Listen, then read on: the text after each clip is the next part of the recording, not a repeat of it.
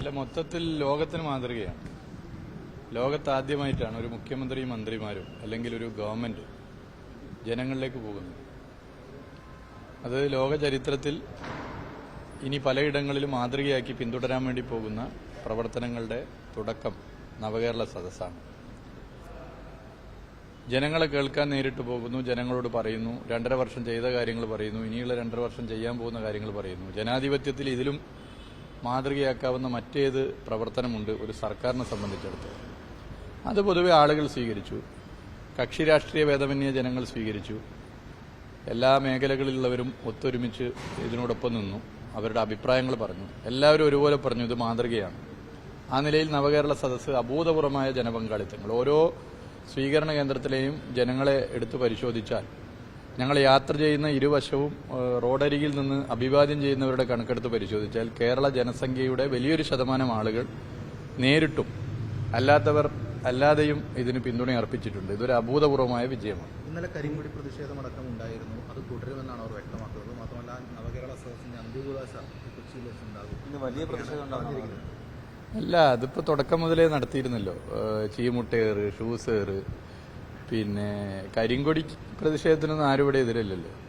ഓടുന്ന ബസ്സിന് മുമ്പിൽ ചാടി ചാവേറാവാൻ നടത്തുന്ന സമരം, അതിനെതിരെ കോൺഗ്രസിൽ നിന്ന് തന്നെ ശക്തമായ എതിർപ്പ് വന്നു, UDF-ൽ നിന്ന് എതിർപ്പ് വന്നു. അതിന് നേതൃത്വം കൊടുത്ത ചില നേതാക്കന്മാർ മാത്രം ഒറ്റപ്പെടുന്ന സ്ഥിതിയാണ് ഉണ്ടായിട്ടുള്ളത്. എത്രത്തോളം എതിർപ്പ് വരുന്നു അത്രത്തോളം ജനങ്ങളാണ് ഇതിൽ പങ്കെടുക്കുന്നത്. യഥാർത്ഥത്തിൽ ഉശിര് കാട്ടേണ്ടത് എങ്ങനെയായിരുന്നു? ഇതിന് ബദലായിട്ടൊരു സദസ്സ് സംഘടിപ്പിക്കുന്നുണ്ടല്ലോ, അതിന്റെ പേര് പോലും കേരളീയ സമൂഹത്തിന് അറിയില്ല. ആ സദസ്സിൽ 10,000-ങ്ങളെ പങ്കെടുപ്പിച്ചുകൊണ്ടായിരുന്നു ജനാധിപത്യപരമായി ഇനി പ്രതിഷേധിക്കാനാണ് ഉദ്ദേശമെങ്കിൽ ഉശിര് കാണിക്കേണ്ടത്. അപ്പോൾ അതിന് ഉശിരില്ല. ഒരു 100 കസേര ഇട്ടാൽ അതിൽ ഒരു കസേരയിൽ ഇരിക്കാനുള്ള ആൾ പോലുമില്ല സ്ഥിതി വന്നു. കസേരകൾ ഒഴിഞ്ഞു കിടക്കുന്ന സ്ഥിതി. 100 കസേര ഇട്ടാൽ ആ കസേര ഒഴിഞ്ഞു കിടക്കുന്ന സ്ഥിതിയിലേക്ക് ഇത്തരം സമരങ്ങൾക്ക് നേതൃത്വം കൊടുത്ത നേതാക്കന്മാർ കോൺഗ്രസിനെയും UDF-നെയും ചെന്നെത്തിക്കുന്നു എന്നുള്ളതാണ് പ്രശ്നം. പിന്നെ യഥാർത്ഥത്തിൽ പ്രതിപക്ഷ നേതാവിനോടും കോൺഗ്രസിലെ ചില നേതാക്കന്മാരോടും നന്ദി പറയുകയാണ് ചെയ്യേണ്ടത്. കാരണം തുടക്കം മുതലേ ഇതിനെ എതിർക്കൂ എന്ന് പറഞ്ഞതിന്റെ ഭാഗമായിട്ട് ആളുകൾ കൂടിക്കൂടി വരികയുണ്ടായത്. അപ്പോൾ ആളുകളെ കൂട്ടാനുള്ളൊരു പണിയായി ഇത് മാറി. അവർ യഥാർത്ഥത്തിൽ ഉത്സവം കൊളാക്കാനാണ്. പക്ഷെ നേരെ തിരിച്ചാണ് ഉണ്ടായത്. പൊതുജനങ്ങളാകെ ഇതിനകത്ത് പങ്കെടുക്കുന്ന സ്ഥിതി ഉണ്ടായി. കോൺഗ്രസിനകത്ത് ഒരുപാട് അത് മറച്ചു വെക്കാനാണ് ഈ പരിപാടി. വ്യാജ ID കാർഡ് ഇപ്പോൾ എവിടെയും ചർച്ച ചെയ്യുന്നുണ്ടോ?